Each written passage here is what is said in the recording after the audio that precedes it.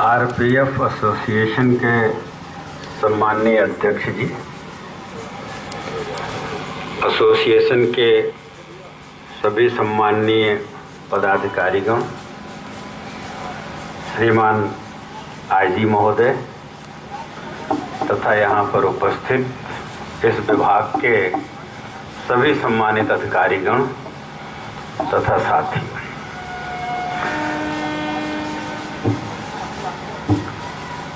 बहुत दिनों के बाद शिक्षित और अधिकारी समाज के बीच में आज मुझे आने का मौका मिला, जिसकी जिम्मेदारियां, जैसा कि हमारे पूर्व वक्ता बाबा जी ने उल्लेख किया, बहुत प्रशंसनीय, भावनात्मक, जिम्मेदारीपूर्ण। उन्होंने जिस तरह से समस्याओं का बयान किया है, वास्तव में उसकी गहराई में जाने की आवश्यकता है। साथियों, अखबार पढ़ते हो, टीवी देखते हो, जिसकी जैसी उम्र है वैसा उसे अनुभव ही है। इस प्रजातंत्र में बहुत ही गुण है और बहुत अवगुण भी है, लेकिन इस देश के सच्चे नागरिक के रूप में हम अपने संवैधानिक व्यवस्था को दोषपूर्ण नहीं कह पाते। पहले तो यहीं से शुरुआत करूंगा अपनी बात का, क्योंकि सांसद हूं। चुनावी स्थिति हमारे देश की जैसी है, जहाँ साहब आईएएस तो बनता है ग्रेजुएशन के बाद, इंजीनियर भी बनता है किसी सीमा के शिक्षा के बाद, यहाँ तक कि आप लोगों का भी अपॉइंटमेंट या इंटरव्यू या जिस तरह से आप लोगों को अपनी नौकरी में जाने का हक मिला है, एक निश्चित सीमा शिक्षा की रही है। भले चाहे धोती पहनते हो चाहे पैंट पहनते हो, लेकिन उसके बावजूद भी intermediate, graduation, post graduation, engineer जो है वो साइंस की शिक्षा प्राप्त करता है, एक बार बोलते सब लोग आने की, अकाउंट वाले कॉमर्स की शिक्षा प्राप्त करते हैं। ऐसी अलग अलग तरीके से अलग अलग शिक्षा से क्वालिफाई करता है। लेकिन हमारे देश में सिर्फ राजनीति एक ऐसा विषय हो गया है जिसमें एमएलए और एमपी की कोई क्वालिफिकेशन नहीं, एक्सेप्ट कि he must be the citizen of India.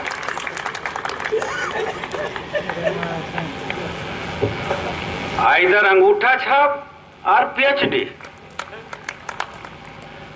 तो हम बेसिक, हमारा मूल ही हमारा कहीं ना कहीं से त्रुटिपूर्ण हो गया है, और आज छोटी छोटी सी संवैधानिक व्यवस्थाओं के बदलाव के लिए कितना विरोधाभास झेलना पड़ रहा है वो आप लोग अखबार में पढ़ते होंगे। इतनी बढ़िया कर की व्यवस्था जीएसटी, आज 42 लोगों का एक ग्रुप हम लोगों के कानून को नहीं बदलने दे रहा है।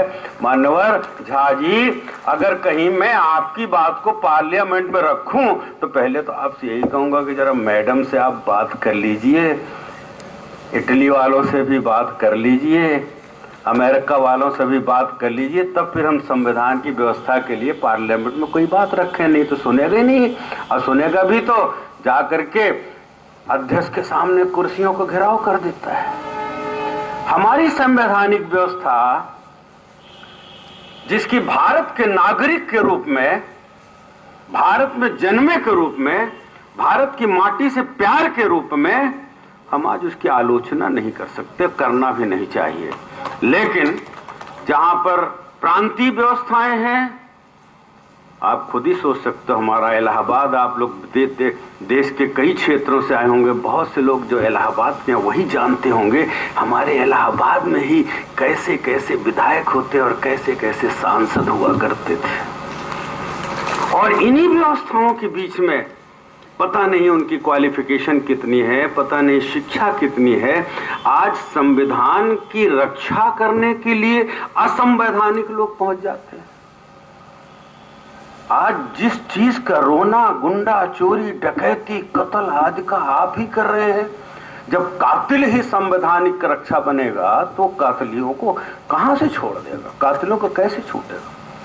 आज हमारी व्यवस्था में, आज सुप्रीम कोर्ट भी कहता है, संविधान भी कहता है, व्यवस्था भी कहती है कि till the supreme court has not executed his order, prosecution order, तब तक अपराधी जन्म से मर्डर किए बैठा हुआ है और जन्म के बाद खत्म हो गया और सुप्रीम कोर्ट से जजमेंट नहीं आया कि प्रोसिक्यूशन हुआ कि नहीं हुआ। जीवन भर चुनाव लड़ता है, जीवन भर एमएलए रहता है, जीवन भर मंत्री रहता है, जीवन भर सांसद रहता है, जीवन भर संविधान का रक्षक बना रहता है।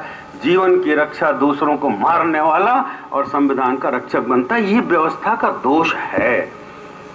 मैं सार्वजनिक रूप से तो नहीं कहना चाहता, लेकिन मैं जान रहा हूं कि मेरी बातों को लिख रहे हैं, कहीं ना कहीं आप उसको प्रकाशित करेंगे। करो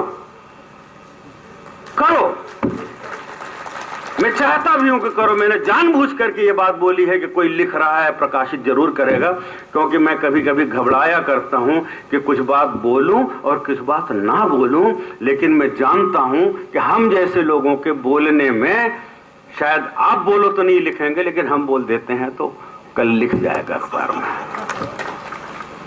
मजबूरी है। लेकिन दोषपूर्ण व्यवस्थाओं पर अगर साहस करके नहीं बोला जाएगा तो बोला कब जाएगा।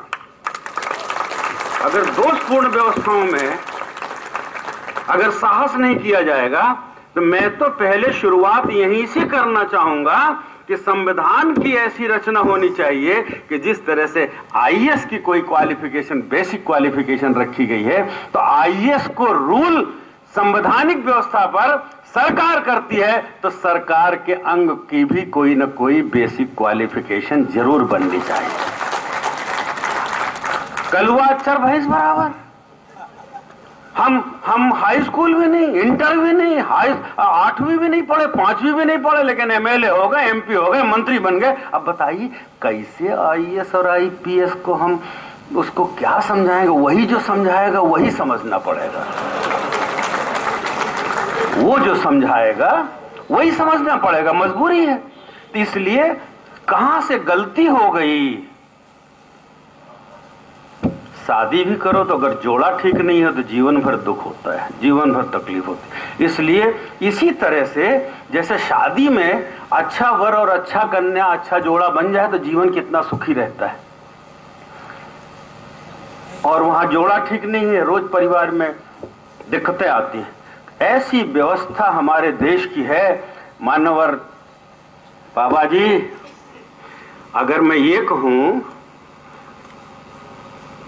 पुलिस का नियंत्रण सारे रेलवे से खत्म हो जाना चाहिए और सिर्फ एक व्यवस्था होनी चाहिए, भले ही चाहे कोई भी, जैसा आपने कहा भी, मैं आपकी बात से सहमत हूं, मैं आपकी बात से सहमत हूं। चाहे नाम लेकर के आओ, चाहे नाम बदल करके आओ, और चाहे इसी नाम का क्षेत्र का अधिकार बढ़ा दो, ये बात सही है।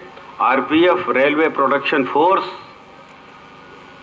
रेलवे के लिए ही बनी थी, आपके यूपी के लिए, एमपी के लिए, दिल्ली के लिए नहीं बनी थी। आरपीएफ, रेलवे प्रोडक्शन फोर्स के नाम से ये रेलवे की सुरक्षा और रेलवे के कामों के लिए बनी थी।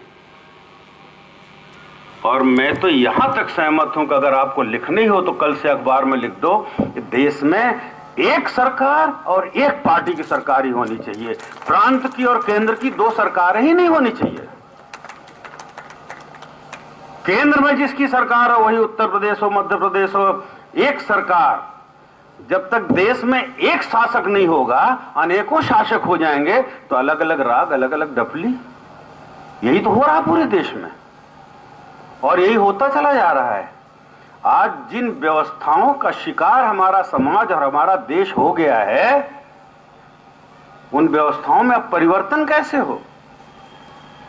50, 60 साल, 70 साल के आदी हो गए जीने के,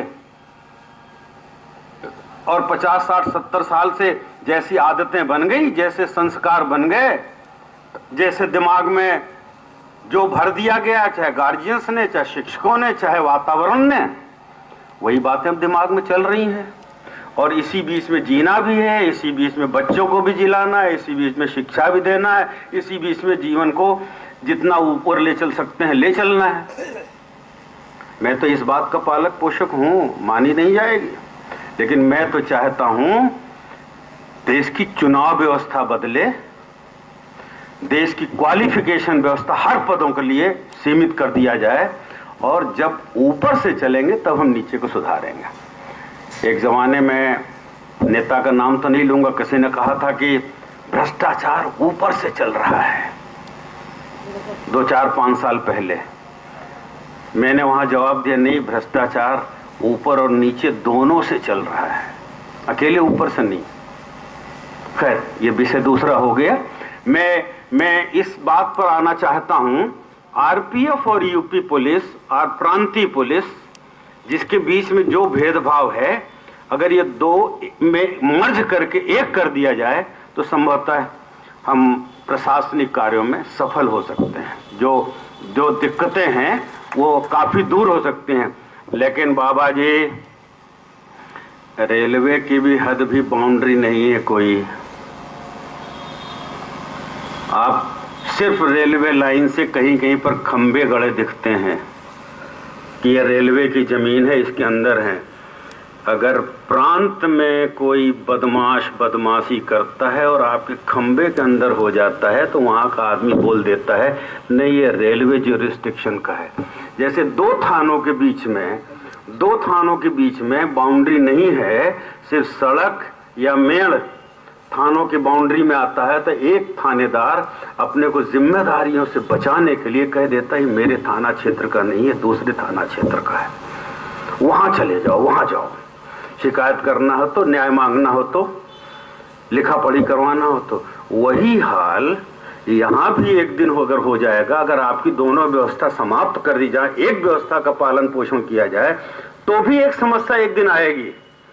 इसलिए क्यों न इस बात की मांग किया जाए, देश की सुरक्षा मिलिट्री के साथ जमीन की सुरक्षा सिर्फ पुलिस विभाग या आरपीएफ, कोई एक विभाग के हाथ में न पुलिस हो न आरपीएफ हो, सिर्फ एक आदमी जिम्मेदारी ले, एक विभाग जिम्मेदारी ले, एक वर्दी जिम्मेदारी ले, एक बिल्ला जिम्मेदारी ले, चाहे वो कोई भी बिल्ला बने।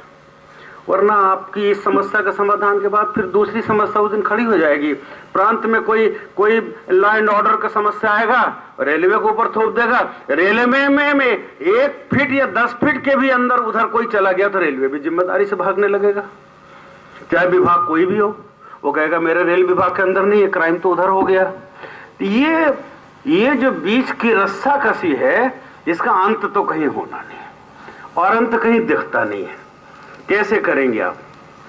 एक समस्या समाधान करने के बाद फिर दूसरी समस्या में खड़े जाएंगे। इस देश बहुत बड़ा है, रेलवेज बहुत बड़ी है, बाउंड्रीज बहुत बड़ी है, और क्रिमिनल का भी क्षेत्र बहुत बड़ा है। देखो ना, दाऊद कहां से कर रहा है हिंदुस्तान के अंदर, बैठा हुआ पाकिस्तान में, क्राइम चल रहा है हिंदुस्तान में। तो ऐसी स्थिति में क्रिमिनल्स का भी एरिया और उसका क्षेत्राधिकार क्षेत्र बहुत दूर तक हो गया है। तो हमारे देश, जिसके लिए आपने बाद में संकल्प दिलाया, मैं उस बात की आपकी बहुत प्रशंसा करता हूं और आप सबकी प्रशंसा करता हूं। देश हमारा है, हम यहां जन्मे हैं। इस देश की रक्षा करने के लिए हमें प्राण और पण भी न्यौछावर करना पड़ेगा। करेंगे, जिम्मेदारियों से भागेंगे नहीं, और जिम्मेदारियों को तलाशेंगे, जिम्मेदारियों को पहचानेंगे। पहला हमारा उद्देश्य ही, हम इस देश के नागरिक हैं, विभाग कुछ भी हो, कैसे भी हो। और ये बात सही है, मैंने भी महसूस किया। मैं गांव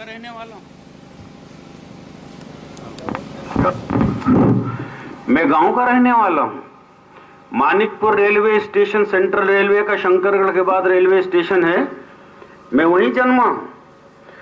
तब पुलिस का उतना ज्यादा जिम्मेदारी नहीं थी। मैं रेलवे के किनारे किनारे आरपीएफ के जवानों को रात और दिन में पहरेदारी करते देखता था। जब कोयला की बैगनें वहां चला करती थी और चोर कोयला उतारा करते थे, निकाल लेते थे, गिरा लेते थे, मैंने बहुत से रेलवे के बैगेज कटते हुए देखा, लेकिन वो तो पुलिस नहीं आती है, क्या मालूम मिली रहती हो तो कोई मुश्किल नहीं। उसको तो आरपीएफ ने ही रोका है और आरपीएफ ने ही पकड़ा है, मैंने अपनी आंखों से देखा। असली रेलवे की सुरक्षा, रेलवे संपत्ति की सुरक्षा, रेलवे स्टेशन के अलावा, रेलवे स्टेशन में बात दूसरी का डंडा लेकर के प्रांतीय पुलिस टहलती रहती है, तो उनका भी टहलना, खास करके मैं तो ज्यादा व्याख्या नहीं करूंगा, मैं खुद अपनी आंखों से देखता करता हूं किस लिए टहलते हैं वो लोग।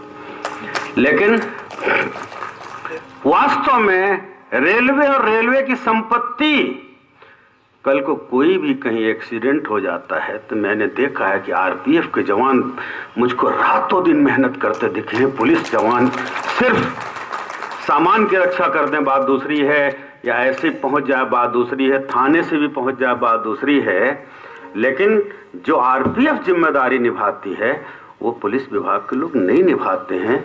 वो बात दूसरी है कि उनकी गिनती कम है या ज्यादा होनी चाहिए। आपका भी वेतनमान भी उसी दृष्टिकोण से, उन्हीं जिम्मेदारियों के तहत और उसी तरह से उस पर विचार होना चाहिए। प्रमोशन भी उचित। पूरे जीवन भर काम करने वाला, पूरे जीवन भर योगदान देने वाला, राष्ट्र की सेवा करने वाला, और अगर आज उसे प्रमोशन नहीं होगा, प्रोत्साहन नहीं मिलेगा, तो उसका मनोबल गिरता है। इसलिए उचित प्रमोशन, जिम्मेदारी वाला काम, यहां तक कि ग्रेडेशन कर देना चाहिए। जिसका काम सर्वोत्तम, उसको और अच्छा प्रमोशन मिलना चाहिए। ऐसा होता होगा, मेरा ख्याल है कि आईजी साहब के यहाँ यह रिकॉर्ड जरूर बनता होगा कि जो आपके अधीनस्थ कर्मचारी हैं उनका जैसे कैरेक्टर रोल लिखा जाता है, उनके काम लिखे जाते हैं, किसने कितना काम, कितना ज़्यादा काम किया, कितना श्रेयस्कर काम किया, कितना अच्छा उसका कंडक्ट रहा, उसके मुताबिक उसकी सराहना होनी चाहिए। मैं तो अगर नहीं होती है तो मैं नहीं जानता हूँ, क्योंकि मैं भी एक अनजानी जगह पर खड़ा हो गया हूँ और ऐसे विभाग के साथ खड़ा हो गया हूँ कि कल को अगर आप खाकी वर्दी पहने होते तो शायद मेरी वर्दी इस समय बेकार होती। लेकिन गनीमत है कि आप लोग भी उस वर्दी में नहीं आए हो, इसलिए हमारी और आपकी वर्दी अभी मिल रही है, इसलिए हमें डर नहीं लग रहा है बोलने में। साथियों, जिसकी जैसी जिम्मेदारी हो, आर्मी और मिलिट्री की जिम्मेदारी अलग, आरपीएफ की जिम्मेदारी अलग, पुलिस की जिम्मेदारी अलग, हर विभागों की अलग अलग जिम्मेदारी है। और जरूर कोई ना कोई बात है, चाहे झा साहब की भावनाओं में हो, बाबा जी की भावनाओं में हो, आपकी हो, वरना अगर हमको दिक्कत न होती, हम परेशान न होते, हम कहीं ना कहीं से हमारा शोषण न होता, तो आज संघ बनाने की नौबत ना आई होती, आज एसोसिएशन बनाने की नौबत ना आई होती। What for association? जरूर कहीं ना कहीं पीड़ा है, जरूर ना कहीं हमारा शोषण हो रहा है, जरूर कहीं ना कहीं हमको हमारे हक को नहीं दिया जा रहा है। वो एक अलग बात है। आज आलोचना करने वाले और बात करने वाले और कहने वाले ये कहें कि आप भी कितनी जिम्मेदारियों का निर्वहन करते हो। इस देश में अगर अधिकार मांगा जाता है तो कर्तव्यों की भी पूर्ति की जाती है, कर्तव्यों का भी निर्वहन किया जाता है। लेकिन हमको जो कर्तव्य मिले हुए हैं, जितना कर्तव्य हमारी जिम्मेदारी में आता, अगर हम उसका निर्वहन करते हैं तो फिर हमारे अधिकार भी हनन उसका नहीं होना चाहिए, हमें उन अधिकारों को मिलना चाहिए। अब दोस्तों, और मैं तो बड़े अधिकारी के नाते आईजी साहब यहाँ मौजूद है, इनसे भी कहूंगा, देश के लिए, सरकार के लिए, अपने देश की माटी के लिए आप बहुत ऊंचे पद पर हैं, लेकिन आपके अधीनस्थ जिनके लोग हैं उनको प्यार दीजिए, सम्मान दीजिए, उनको भी मौका दीजिए, उनको भी मौका दीजिए। अच्छे कामों का पारिश्रमिक और अच्छे कामों का प्रोत्साहन राशि और अच्छे कामों में उनको प्रमोशन आदि जितने एंटाइटलमेंट हो, ये जिम्मेदारी में आता है। हम बड़ी कुर्सी में बैठे हुए तो हमारी बड़ी जिम्मेदारियां हैं। छोटी कुर्सी वाले की जिम्मेदारी छोटी, बड़ी कुर्सी वाले की जिम्मेदारी बड़ी, बड़े ओहदे वाले की जिम्मेदारी ज्यादा। बड़े ओहदे वाले को तो बेचारे को अगर सही रूप में जिम्मेदारी का निर्वहन करे तो उसको रात को नींद ना आती होगी। इतना काम बढ़ जाता है, इतना काम दे दिया जाता है, ऊपर से अलग पूछताछ, नीचे हमारे अधीनस्थ हजारों लोग हैं। तो हजारों लोग जब हैं तो मैं तो बड़े अधिकारी को यह कहा करता हूं कि आपकी उम्र चाहे जितनी हो, लेकिन आपके नीचे वाले जितने भी लोग हैं, स्टाफ तो है लेकिन आपके छोटे भाई और बेटों की तरह है, उसकी रक्षा छोटे भाई और बेटों की तरह होनी चाहिए। और जो अधिकारी इस भावना से अपने विभाग को संभालता है, वो पता नहीं सरकार की कई कमियों को अपने ऊपर लेकर के सरकार तक बातें नहीं जाने देता है, वही सुलझा दिया करता है और सुलझ भी जाते हैं। तो ऐसी स्थिति में अधिकार मांगे, कहीं कहीं पर अपना भी थोड़ा सा अपने अंदर भी झांक के देखें, हमारी जिम्मेदारियां क्या हैं, हमारे कर्तव्य क्या हैं, कितने हैं, हम उनका निर्वहन करते हैं कि नहीं करते हैं। लेकिन कहीं कहीं पर दूसरों को देख करके भी गलतियां लोग कर डाला करते हैं। बीमार नहीं है, मेडिकल सर्टिफिकेट दाखिल, देर में आए फिर भी दूसरों से कह दिया हमारा दस्तखत मार देना।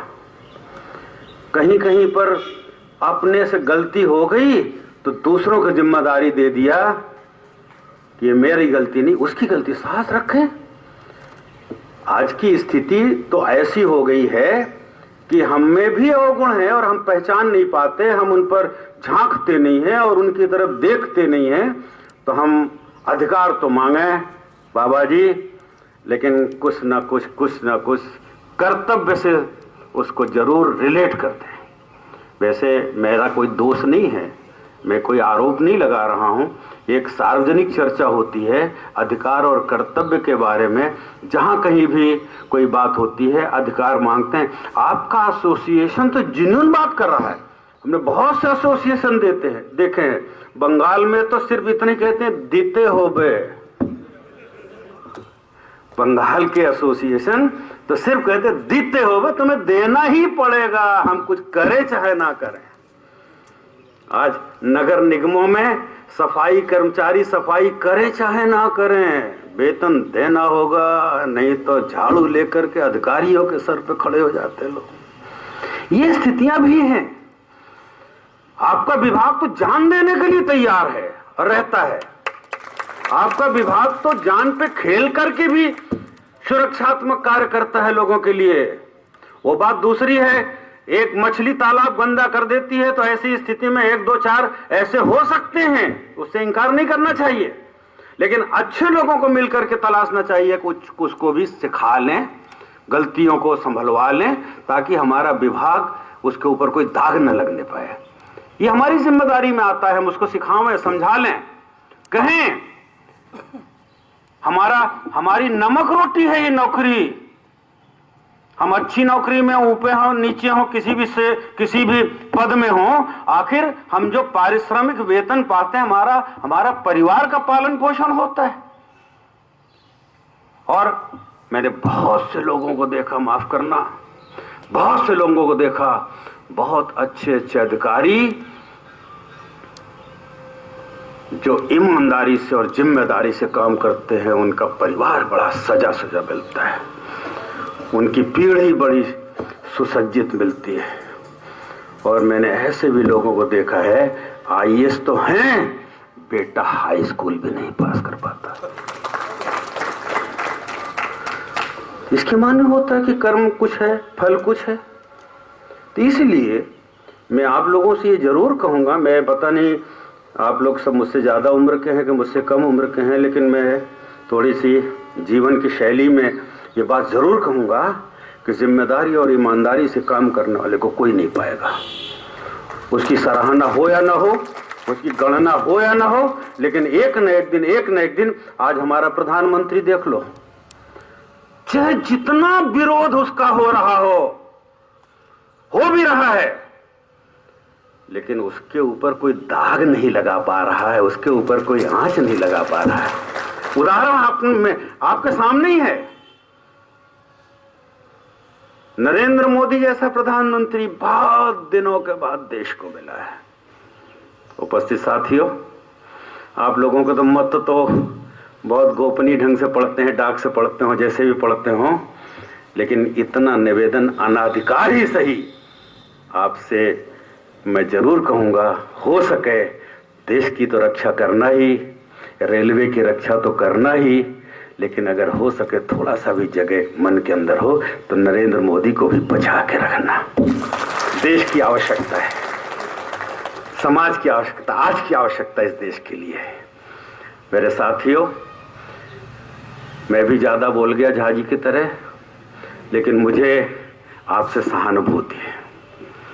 मैंने अपनी टिप्पणी थोड़ी सी की कि हम अधिकार के साथ साथ अपने कर्तव्यों का भी बोध रखें और हो सके तो अपने कर्तव्यों का भी निर्वहन अपनी जिम्मेदारियों के अनुसार करें।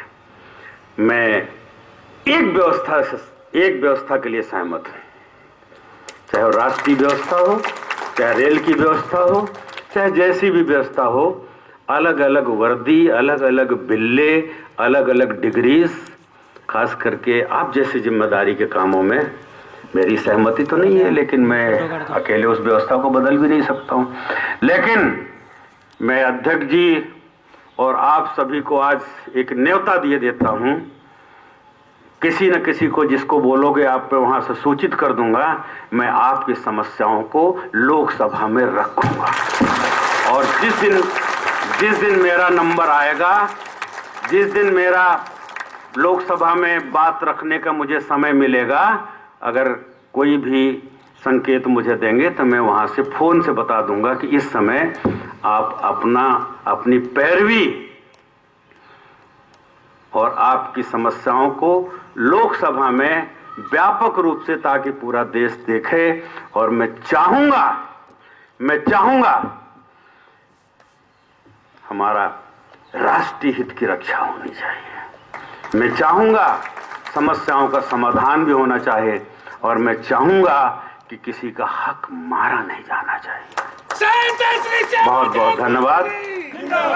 मुझे आपने बुलाया अपने बीच में, इसके लिए मैं आपका आभार।